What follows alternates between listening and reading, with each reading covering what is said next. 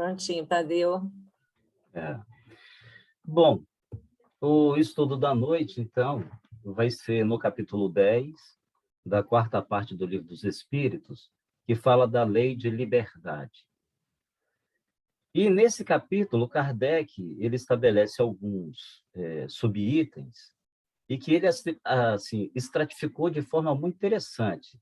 Ele inicia como lei natural, aí ele fala sobre a escravidão, liberdade de pensar, liberdade de consciência, livre-arbítrio, fatalidade, conhecimento do futuro, e depois ele faz um resumo geral, né, desse capítulo, que ele titulou como Resumo Teórico do Móvel das Ações Humanas. E, assim, é muito interessante a gente analisar a liberdade, enquanto a gente, acho que no fundo, nem sabe direito ainda o que é liberdade, porque a gente trata a liberdade do nosso ponto de vista egoístico, vamos dizer assim. Porque até hoje ainda a gente analisa a grande maioria das coisas sempre do nosso ponto de vista. E com relação a isso, né, esse ponto de vista quase único, uma vez lá na comunidade, um estudo que foi feito de preparação de como que seriam tomadas as dinâmicas, né, dos estudos do sábado, e aí as pessoas deram várias ideias de como os assuntos deveriam ser tratados, se, por exemplo, assuntos científicos teriam estritamente um cunho científico, embora apoiado na doutrina espírita e tal. E aí alguém, né, assim, depois de várias ideias que foram apresentadas, aí um companheiro nosso, ele disse que, ok, poderia ser tomado, né, poderia ser exposto todos os assuntos com a pertinência, inclusive científica, que ele exigisse, mas que jamais fosse esquecido o Evangelho. E é isso que a gente ainda não se habituou, a analisar todas as coisas do ponto de vista do Evangelho. E isso acaba, assim, trazendo uns entraves muito grandes, né? O que a gente observa. Mas o interessante é que, à medida que a humanidade vai se esclarecendo e vai se desenvolvendo, a, o, todas as coisas também vão tendo esse mesmo desenvolvimento, tanto do ponto de vista científico e do ponto de vista filosófico. E aí a gente observa que as ideias que a gente tinha de liberdade, como elas vão, ao longo do tempo, tomando outras roupagens. E aí a gente vai vendo que, muitas vezes, mesmo sem a gente querer trazer ou ter o cuidado de sempre trazer à baila o Evangelho, internamente, intrinsecamente, a gente vai caminhando para isso. E embora, né, ainda pela nossa imperfeição, a gente tende, quando acontece um movimento novo, um pensamento novo, um esclarecimento novo, a gente tende a ir para os extremos. Então, hoje, por exemplo, a gente vê uma liberdade quase que irrestrita, sem muito comprometimento, se essa liberdade vai interferir na liberdade do outro. E que consequências que essas coisas vão acabar trazendo para a nossa vida. E quando Kardec ele faz esse estudo da lei de liberdade, ele puxa todo esse movimento para nós. Quais as consequências disso? Por que a gente age de determinadas situações? E o estudo que ele faz com relação à lei de liberdade lança, assim, novas luzes para que a gente possa, nessa nossa jornada, ter um pouco mais de cuidado, vamos dizer assim, e que a gente trilhe a nossa encarnação um pouco mais senhores das nossas ações. Porque aí a gente vai ter, pelo menos, né, não profundamente, mas à medida que a gente vai estudando doutrina, a gente vai entendendo como é esse mecanismo de liberdade, e aí a gente vai criando com mais facilidade aquele entendimento de que o meu direito termina quando começa o seu, né? E é isso que a gente vai tentar abordar nesses estudos, de maneiras que a gente possa, de repente, trilhar com mais facilidade essa caminhada. Bom, e aí Kardec ele abre o primeiro subitem da lei natural, na questão 825, e ele faz a seguinte pergunta aos espíritos: haverá no mundo posições em que o homem possa jactar-se de gozar de absoluta liberdade?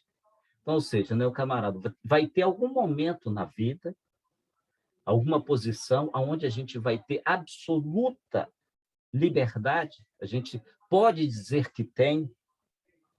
E aí os espíritos dizem que não, porque todos precisais uns dos outros, assim os pequenos como os grandes. E isso é um negócio interessante, porque em 1800, né, e 57, quando saiu a primeira edição do Livro dos Espíritos, para 2021, quantos direitos não são vilipendiados porque a gente ainda insiste nessa situação de que não sou eu que preciso do outro, o outro é que precisa de mim. E isso, assim, muitas vezes é tão natural, né, na gente, que recentemente eu vi uma pessoa que estava à busca de um emprego, e aí ele fez os requisitos lá que a situação exigia, e aí passou-se o tempo, quando questionado, o pessoal já deu o retorno, não, ainda não, e tal. Mas você não vai entrar em contato? Porque está demorando um pouco demais. Ah, eu não. Quem está precisando é ele. Então, a criatura, assim, ela achou que, na verdade, lógico, todos precisamos uns dos outros. Mas essa posição de falar, não, se ele quiser, ou seja, se a empresa quiser, que me ligue, porque quem precisa é ela, e não eu. Então, é nesses detalhes da nossa vida cotidiana que a gente observa a quantas que anda efetivamente o nosso pensamento. E aí Kardec continua, 826. Em que condições poderia o homem gozar de absoluta liberdade? Né? Se os espíritos falaram que não, que a gente, em nenhum momento, em nenhum local, a gente poderá assumir a posição de liberdade absoluta, então, em que condição que isso pode ser dado? Aí a resposta: nasce do eremita no deserto. Desde que juntos estejam dois homens, há entre eles direitos recíprocos, que lhes cumpre respeitar. Não mais, portanto, qualquer deles goza de liberdade absoluta.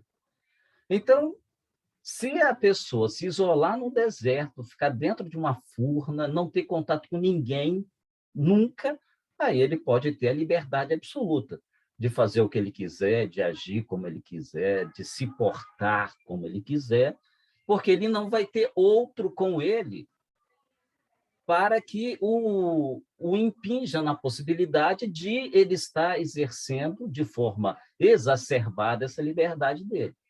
E aí, desde que dois estejam juntos, há que se respeitar o direito do outro, porque esse é o princípio fundamental da individualidade. O meu direito termina quando começa o seu. Então, vai ter aí uma série de situações, tanto as ações, como, inclusive, palavras e etc., que vão interferir na liberdade do outro.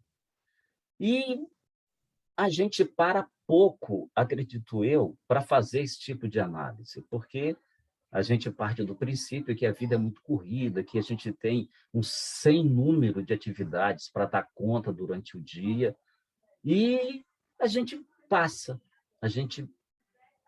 pela vida, ou passa situações, aí a gente incorre em determinados erros com palavras, atos que vão agredir o outro e que poderia ser dispensado dessa situação se a gente tivesse, né, o cuidado de uma análise um pouco mais acurada da liberdade, né? Dessa situação de liberdade que muitas vezes a gente pensa que é absoluta e não é. E aí o espírito continua, né? Ou melhor, aí Kardec continua na 827.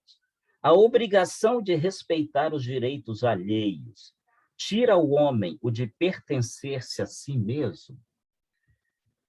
Porque aí é uma outra questão, né? Bom, se eu tenho a liberdade, mas eu sou tolhido pela liberdade do outro, então eu não pertenço a mim mesmo, eu não sou dono das minhas ações. Eu tenho que sempre estar me policiando por alguma coisa. Eu não consigo ser eu mesmo dono de todas as minhas atitudes, palavras e etc. Então eu não sou livre. E aí os espíritos falaram, né, de modo algum, porquanto este é um direito que lhe vem da natureza.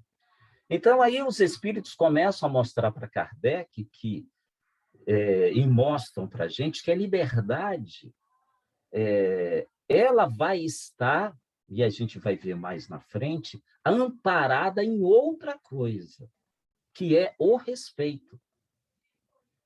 Eu preciso respeitar o outro para que o outro me respeite, e aí ele respeite a minha liberdade e eu a dele.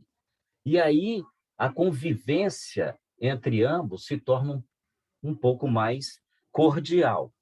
E aí, na 828, Kardec pergunta: como se podem conciliar as opiniões liberais de certos homens com o despotismo que costumam exercer no seu lar e sobre os seus subordinados? E aí a resposta é muito interessante. Eles dizem assim: eles têm a compreensão da lei natural, mas contrabalanceada pelo orgulho e pelo egoísmo. Quando não representam calculadamente uma comédia, sustentando princípios liberais, compreendem como as coisas devem ser, mas não as fazem. É aquele dito popular, né? Faça o que eu digo, mas não faça o que eu faço. Então, a criatura ela tem o conhecimento de como ela deveria se portar em todo o dia, mas como o orgulho ainda lhe fala muito alto, ele se deixa resvalar pela quebra do respeito à liberdade do outro. Então, ele, em determinado momento, ele age corretamente, em determinado momento, ele age incorretamente. Agora, se a gente analisar essa situação, a gente vai ver que se processa da seguinte forma. Quando eu conheço a pessoa, não sei se talvez isso seja uma impressão única, mas eu tenho a impressão seguinte, que quando a gente não conhece o outro, a gente o trata com a maior deferência, com uma educação absurda, né?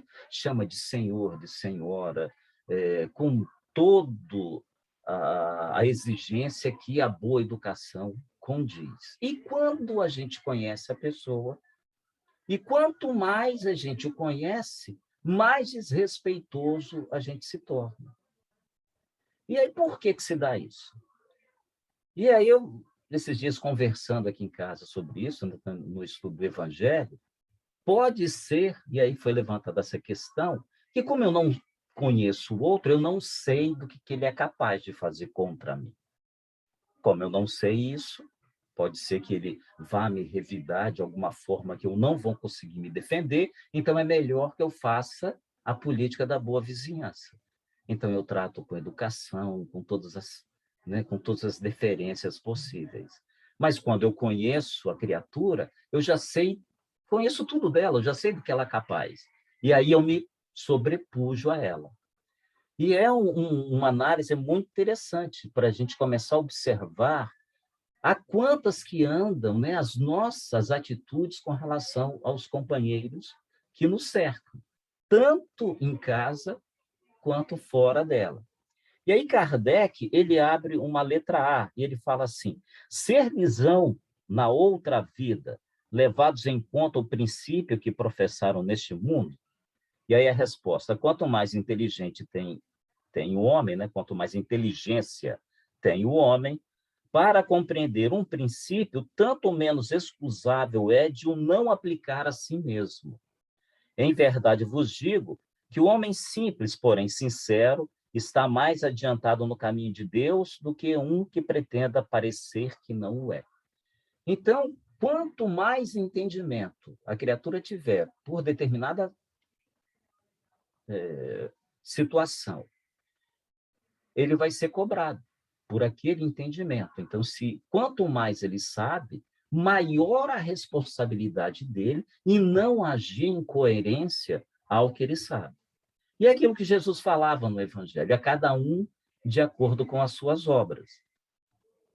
É um negócio que a gente precisa, assim, ter um cuidado, que a gente escorrega muito fácil, né? Em qualquer momento, a gente perde a paciência, como se a gente tivesse, assim, um exemplo, né? E aí, quando a gente se vê, já tratou o outro de uma forma mais brusca. Por quê? E mesmo sabendo que a gente não deveria. Então, isso vai ter uma responsabilidade sobre o ato que eu pratiquei, e aquele que ainda não tem o conhecimento que eu detenho, é óbvio que a cobrança sobre ele vai ser menor, porque vai ser proporcional àquilo que a criatura conhece. E aí, continuando a lei de liberdade, aí Kardec ele abre o segundo item, que ele fala de escravidão. E aí tem gente que não costuma não analisar esse ponto de vista da escravidão, porque diz que hoje em dia não há mais escravidão. Aos grilhões, não. As criaturas que habitam as senzalas, como eram, né, há tempos atrás, não. Nessa configuração, não. Mas a gente vê outros tipos de escravidão que são imputadas às criaturas e que muitas vezes a gente não se dá conta daquilo, porque a gente não consegue fazer o link. Agora, com a pandemia, deu uma parada, né? Mas todo ano o Ministério Público do Trabalho descobria uma fazenda onde as pessoas estavam trabalhando em regime de escravidão. Aqui no Espírito Santo, a gente já teve várias situações dessa natureza, onde são chamados trabalhadores que vêm do Nordeste, eles já chegam na fazenda já devendo o percurso, e é uma dívida impagável. Eu já vi depoimentos de funcionários que, por mais que a criatura trabalhasse na fazenda, ele não conseguiria pagar, porque ela só vai aumentando.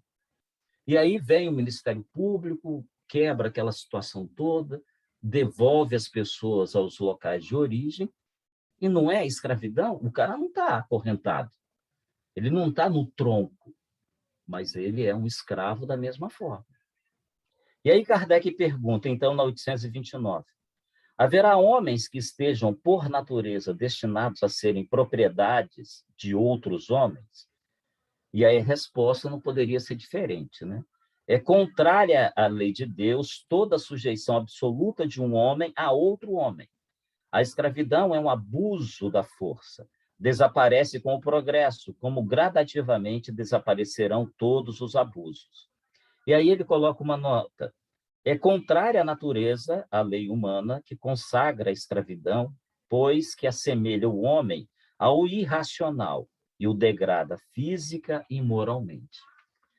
Mas nessa questão, né, de escravidão em específica, nessas condições fazendárias, a gente observa também outros tipos de escravidão.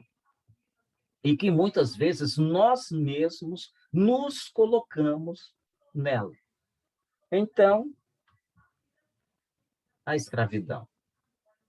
A gente não consegue mais viver sem um celular na mão. Aquilo, né? A máquina que está na minha frente, na frente de vocês, o computador, que a gente não consegue fazer mais nada sem ele. E aí, sem falar os programas, né, por exemplo, TikTok e tantos outros que dizem que se fizer tal coisa, se você se cadastrar, chama um monte de amigos, você vai ganhar dinheiro, vai fazer aquilo e tal.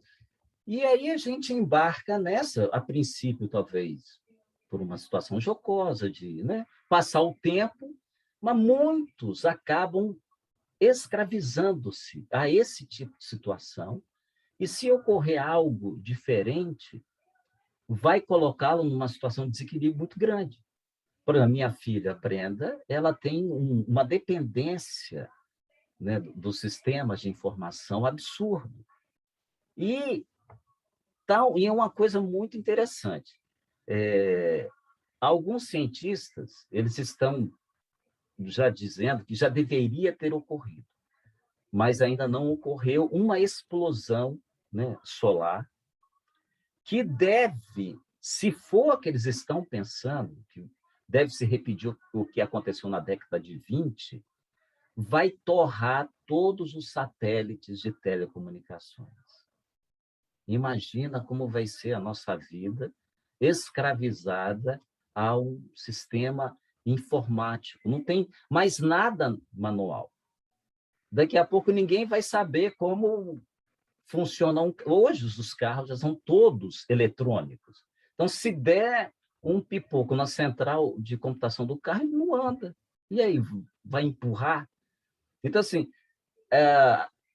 é um negócio, talvez, né, não tenha o propósito necessário, mas, para mim, que eu não me sinto tão dependente à computação, para mim não vai fazer diferença nenhuma. Se os satélites queimarem todos, o que eu faço, eu pego uma máquina da datilografia e uma calculadora e faço da mesma forma, né? Assim, eu calculava a folha de pagamento com máquina datilográfica e calculadora do lado, tudo, fazia as provisões de pagamento, levava para banco, pegava dinheiro na mão, separava envelope. E hoje é tudo eletrônico. Então, assim, é um negócio muito interessante para a gente fazer uma análise. Ok, facilitou a nossa vida infinitamente, mas até que ponto a gente é dependente exclusivo disso, né? E aí Kardec, ele continua aqui, na 830. Quando a escravidão faz parte dos costumes de um povo, são censuráveis o que dela, né, aproveitam, embora só o façam conformando-se com o uso que lhes parece natural. E aí Kardec, né, ele abre uma fala muito interessante. Bom, ok, a escravidão é proibida, né? É contra a lei natural, nenhum homem pode subjugar ao outro como objeto seu. Tá, mas e se uma sociedade tiver que aceita esse tipo de coisa e isso faz parte da cultura deles? E aí a resposta dos espíritos, né? O mal é sempre o mal e não há sofisma que faça se tenha uma boa, se torne boa uma má ação. A responsabilidade, porém, do mal é relativa aos meios de que o homem disponha para compreendê-lo. Aquele que tira proveito da lei da escravidão é sempre culpado de violação da lei da natureza. Mas aí, como em tudo, a culpabilidade é relativa. Tendo-se a escravidão introduzido nos costumes de certos povos, possível se tornou que, de boa fé, o homem se aproveitasse dela como de uma coisa que lhe parecesse natural. Entretanto, desde que mais desenvolvida e, sobretudo, esclarecida pelas luzes do cristianismo, sua razão lhe mostrou que o escravo era um igual perante Deus, nenhuma culpa mais ele tem. Então, aí, ok, né? Nessa sociedade que as pessoas tomam por base a escravidão, ela ocorre, vai ser contrária à lei de Deus da mesma forma, vai ter uma consequência negativa que aqueles que a promovem deverão assumir em determinado momento, mas, entretanto, essa penalidade, né, que a lei vai lhes tornar imputada, vai estar condizente com o conhecimento que eles têm das luzes, por exemplo, que o cristianismo nos trouxe. E aí, sim, se a criatura, com todo esse conhecimento, né, que o evangelho nos traz, ainda achar que o outro é indigno e que, portanto, ele deve ter um papel de subalternidade, aí não. Aí a pena que ele vai ter que assumir vai ser completa. Então, a gente observa que nada é 100% contra o outro. E a gente observa que a infabilidade de Deus, né, na sua aplicabilidade das leis, é extraordinária. E cada um vai assumir a consequência exata do ato que praticou com a inteligência, né, o conhecimento que ele tem daquilo que foi promovido. E isso é um alento, né, muito grande que a doutrina espírita nos traz, que nos mostra que, à medida que a gente vai se esclarecendo e modificando a nossa conduta, a gente vai melhorando e não tem uma pena que vai ser imposta eternamente e que nem vai levar o indivíduo a condições de extrema, como é que eu vou falar? Dele ser imputado de uma forma absoluta com relação à lei de causa e efeito. E isso é muito, muito legal a gente saber disso. Quando eu não era espírita, eu tinha um problema muito sério nessas situações, né? Porque imaginava assim, já pensou ficar preso no inferno para sempre? Né? Até que ponto o que eu... Ah, não, então se eu pertenço a tal religião, aí eu tenho todas as prerrogativas. E aí a gente ficava pensando, nossa, a pessoa que é de outra religião, quanto sofrimento ele não vai ter, porque a gente achava que a partir da morte dele ele ia estar relegado ao inferno, né? Ele não pratica as coisas que a gente pratica, e aí o nosso ponto de vista passa a ser o nível, né? O nível aonde vai ser estabelecido as penas para todas as outras pessoas. E Kardec continua, 831. A desigualdade natural das aptidões não coloca certas raças humanas sob a dependência das raças mais inteligentes?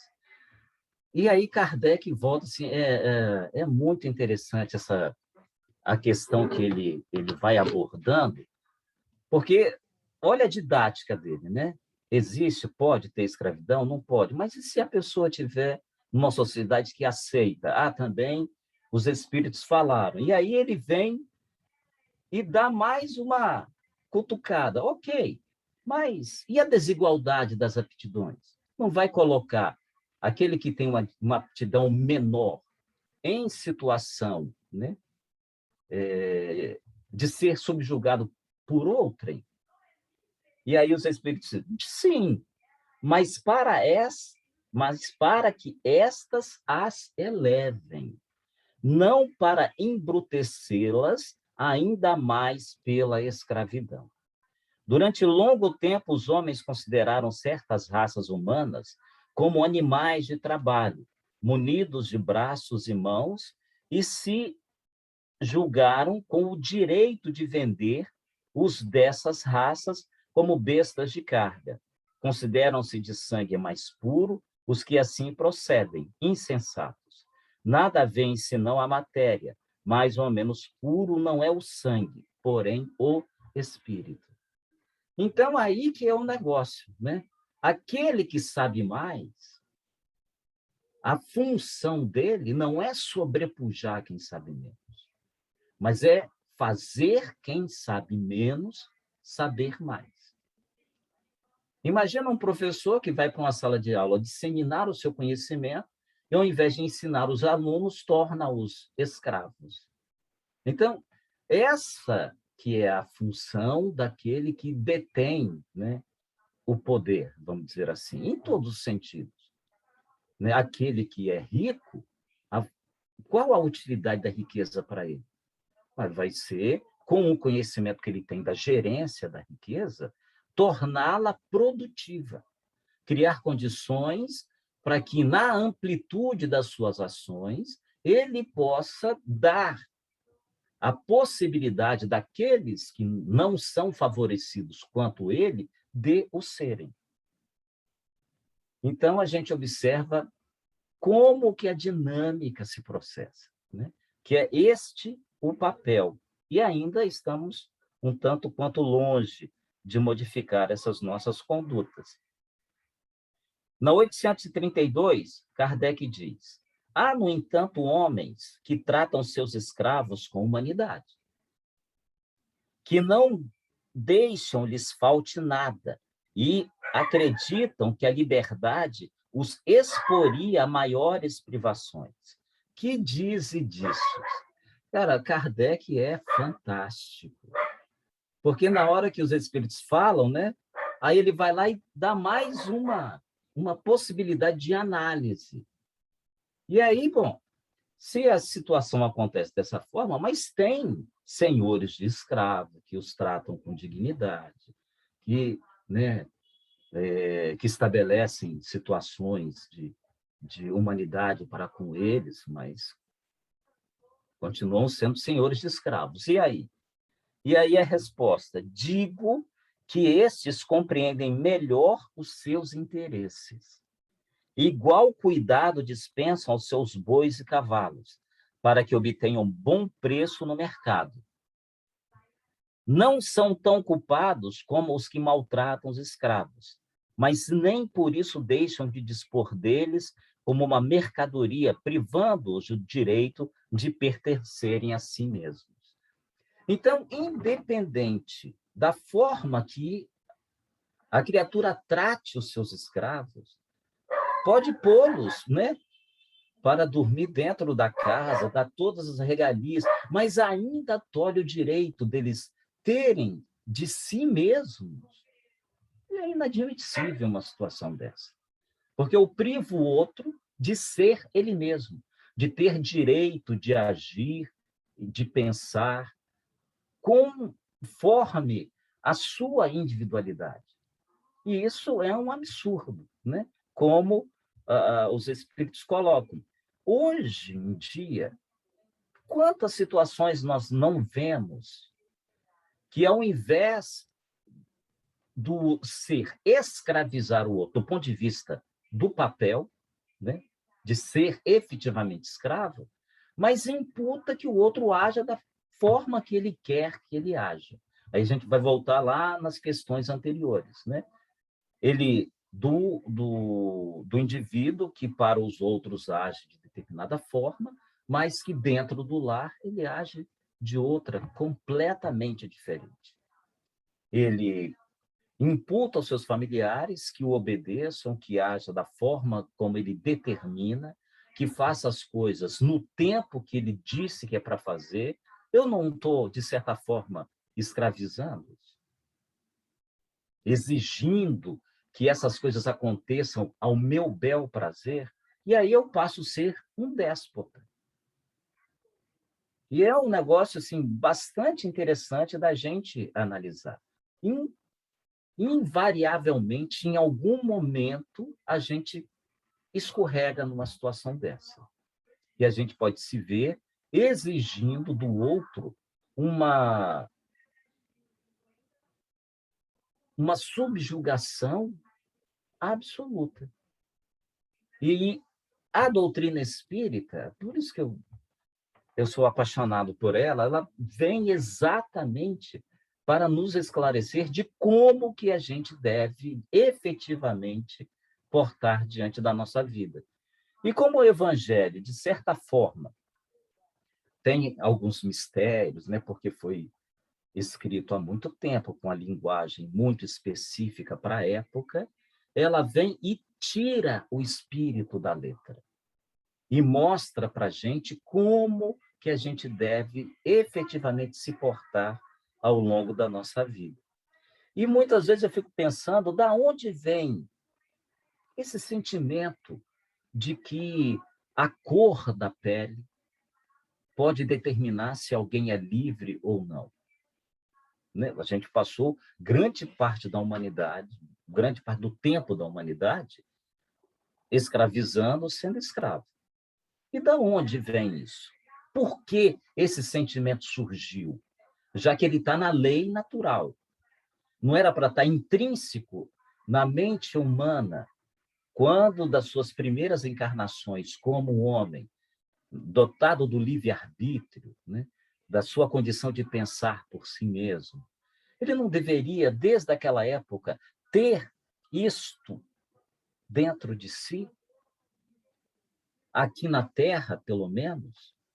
E aí me ocorre, e aí fica aqui para a gente analisar com calma depois, mas me ocorre que esse sentimento ele pode ter surgido com, talvez, a vinda dos capelinos, quando foi estabelecidas as 4 grandes raças da humanidade, e o orgulho que movia a raça dos capelinos, enquanto chegaram aqui na Terra e viram a situação, né, que a Terra se encontrava para que eles tinham, e viram a forma da humanidade como era, talvez um tanto quanto diferente da que eles viviam no planeta de origem.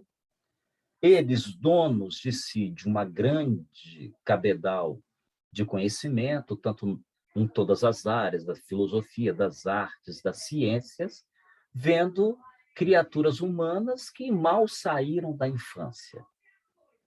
E talvez aí tenha surgido essa situação de olharmos, né, como seres talvez insignificantes, como seres que deveriam ser domados.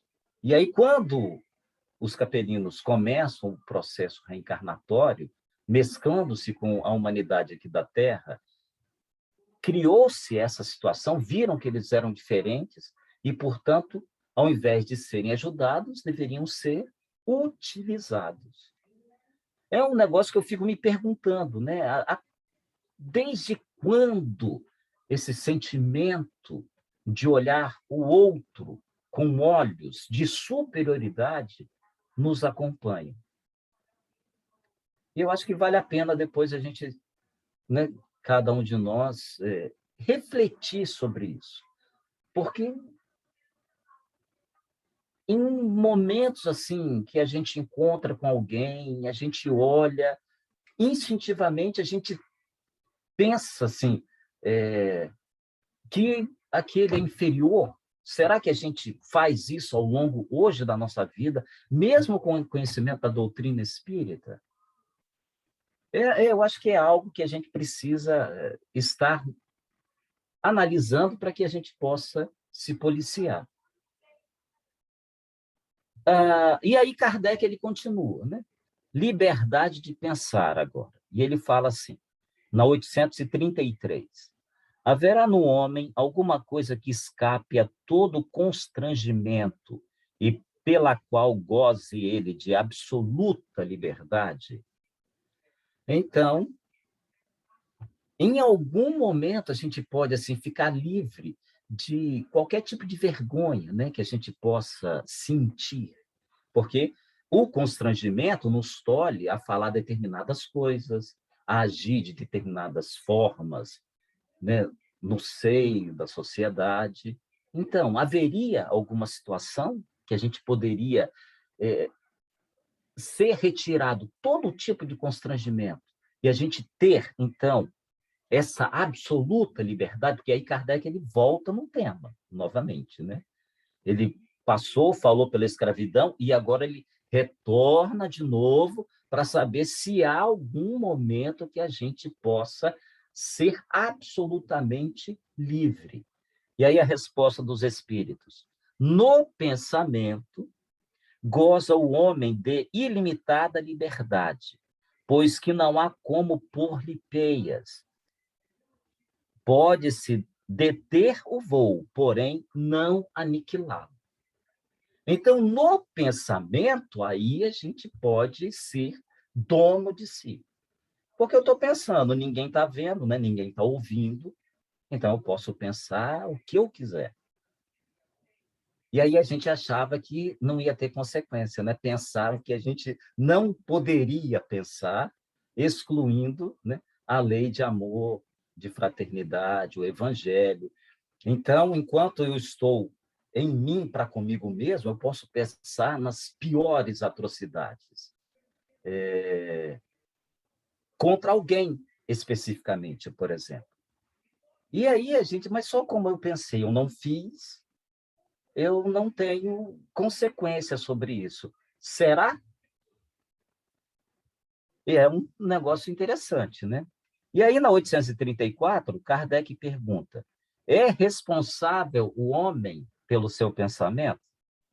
Perante a Deus, somente a Deus, sendo possível conhecê-lo, ele o condena ou absolve segundo a sua justiça.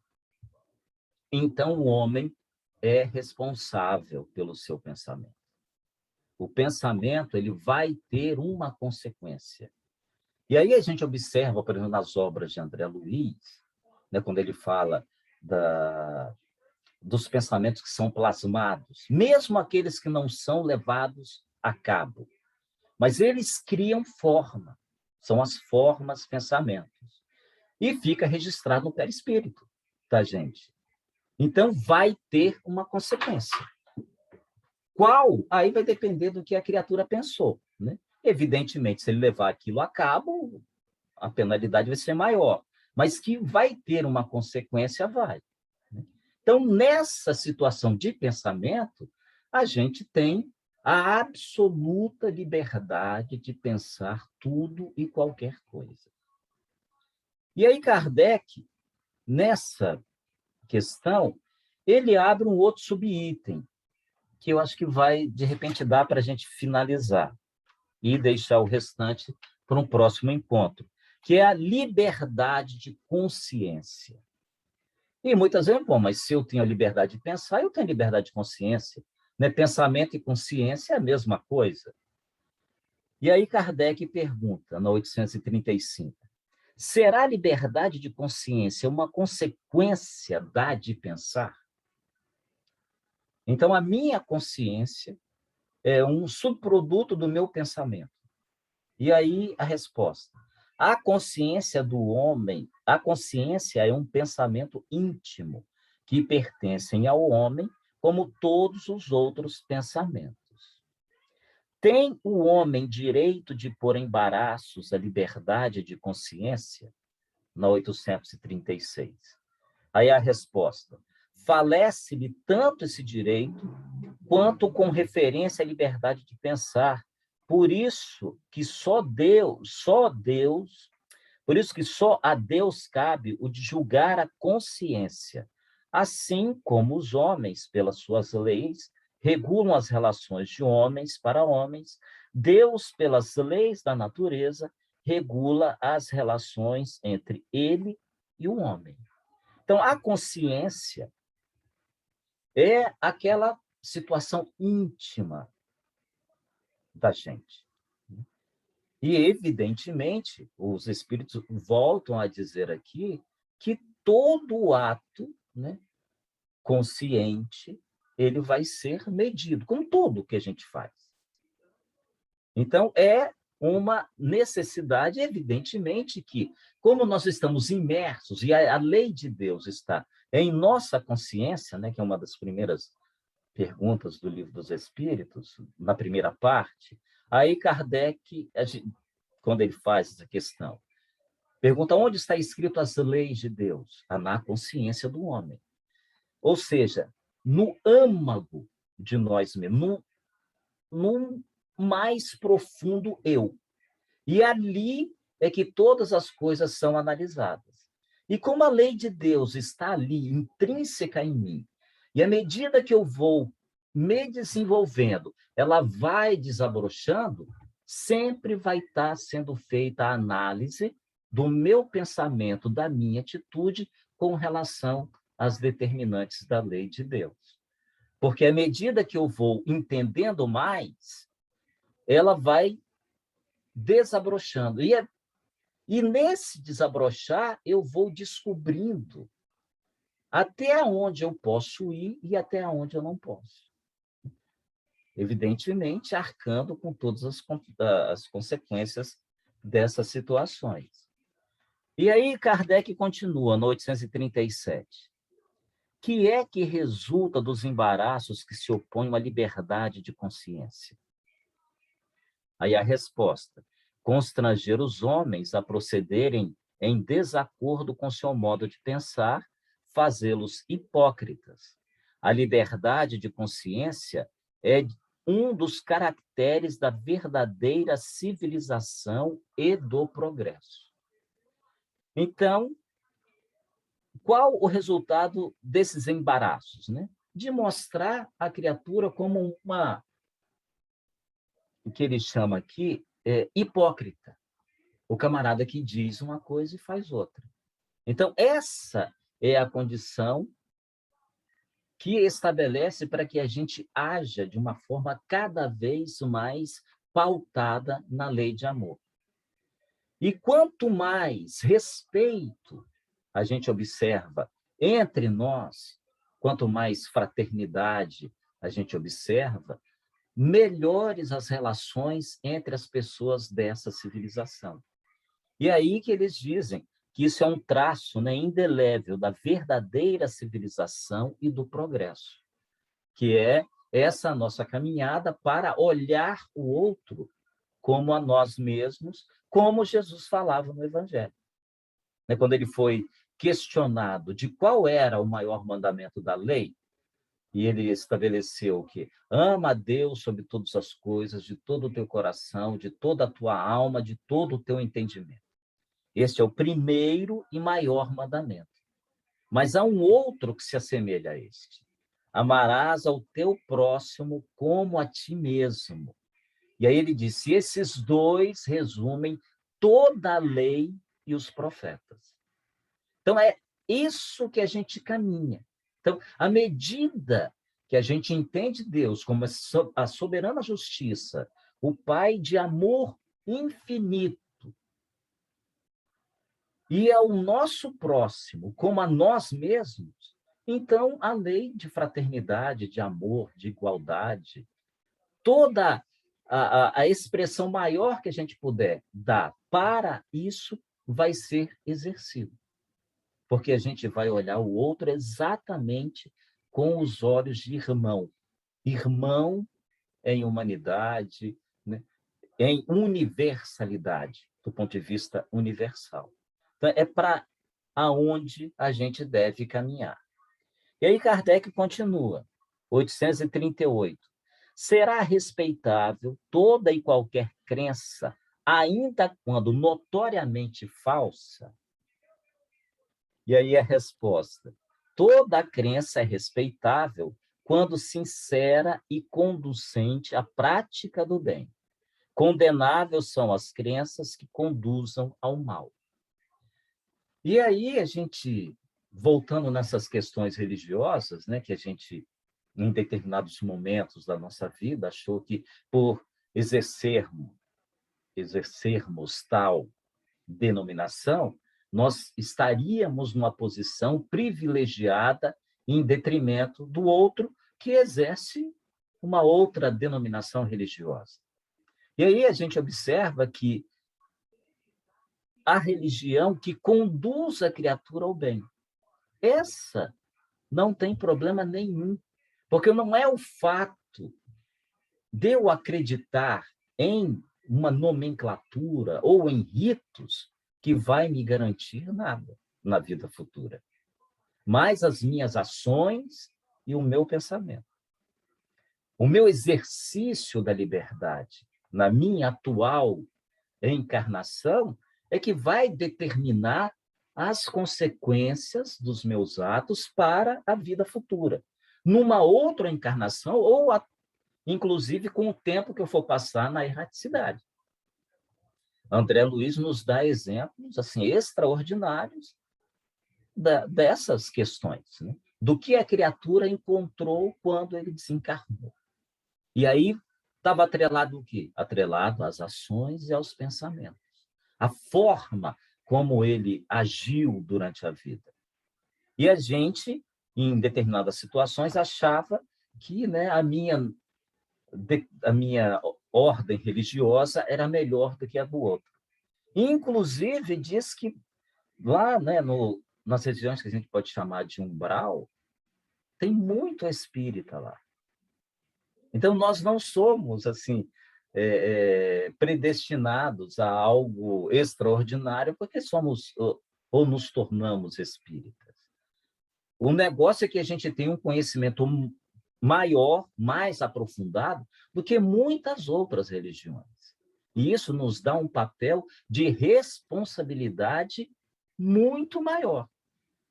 Porque nós que já temos esse entendimento, seremos cobrados conforme nós sabemos. Então, o que adianta eu entender todos os processos reencarnatórios, todo o mecanismo de planejamento reencarnatório, como que acontece as obsessões, todos os mecanismos, né, de que nos livremos dela, se eu olho o outro com aqueles olhos lá do início como um ser inferior, que vive para me servir, não vai adiantar nada. Ou se eu achar que eu sou espírita, então eu sou melhor do que o outro, a minha condição deve ser melhor. Quando eu chegar no plano espiritual, eu tenho que ter uma distinção maior que os demais. Isso não quer dizer nada. Então, conforme os espíritos falam, a religião pouco importa. O que importa é o que fazemos dela. E se ela leva a criatura a se melhorar-se e estar cada vez mais seguindo para Deus. Bom, diante dessa resposta, aí Kardec pergunta no 839. Será repreensível aquele que escandalize com a sua crença um outro que não pensa como ele? Isto é faltar com a caridade e atentar contra a liberdade do pensamento. Então, se nós somos livres, o outro é livre para pensar da forma que ele quiser. Eu não posso tolir o pensamento dele, porque ele está numa religião que eu acho que não é boa. Então, é mais um alerta que os espíritos colocam, que a gente tolhe a liberdade dos outros, muitas vezes até sem perceber. E aí ele continua. Será tentar contra a liberdade de consciência por óbices a crenças capazes de causar perturbações à sociedade? 840. E aí a resposta: podem reprimir-se os atos, mas a crença íntima é inacessível. Então, evidentemente que aí não é crível que deixemos que um pensamento que notoriamente conduz a criatura para situações de malefício à sociedade, em todos os seus âmbitos. Então, é perfeitamente crível que todas as sanções a esse pensamento possam ser feitas, né, em todos os âmbitos, inclusive legal. Mas a liberdade de pensar de cada um é inacessível, porque você pode ir lá até... Lembram da Ku Klux Klan? Você vai lá, acaba, prende a criatura, mas ele vai continuar pensando, né? Da mesma forma. Então, é uma liberdade íntima que cada um tem e que a gente não tem como interferir. Aí Kardec coloca uma nota. Reprimir os atos exteriores de uma crença, quando acarretam qualquer prejuízo a terceiros, não é atentar contra a liberdade de consciência, pois que essa repressão em nada tira a crença à liberdade, que ela conserva integral.